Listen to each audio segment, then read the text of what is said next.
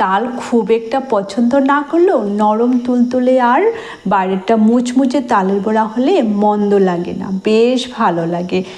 আজকে আমি তৈরি করে দেখাবো সঠিক পরিমাণে সহ তালের বড়ার রেসিপি। এখানে আমি তালের পাল্প 2 বাটি নিয়েছি, হাফ বাটি সুজি আর হাফ বাটি চালের গুঁড়ো আর 2 বাটি ময়দা নিয়েছি। তোমরা ময়দার জায়গায় আটা দিতে পারো। হাফ চা চামচ লবণ, 1 বাটি চিনি। চিনিটা যার যার স্বাদের উপর নির্ভর করে দেবে, যে যতটা মিষ্টি খেতে ভালোবাসো। এবার সব উপকরণগুলো ভালো করে মেখে নেবে। আমি এখানে জল ব্যবহার করব না, ভালো করে মেখে নিয়ে 1 থেকে 1.5 ঘন্টা রেস্টে রেখে দেব। এতে করে চিনিটা গলে যাবে আর সুজি চালের গুঁড়ো নরম হয়ে যাবে। 1.5 ঘন্টার পর ঢাকা খুলে একই বাটির 1 বাটি নারকেল কুড়া দিয়ে আবারও ভালো করে মেখে নিতে হবে।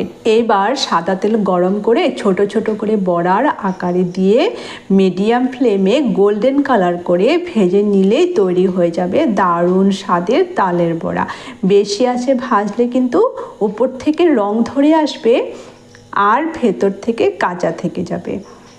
এভাবে বানিয়ে দেখো, খুব ভালো লাগবে। সবাই ভালো থাকো, সুস্থ থাকো। ধন্যবাদ।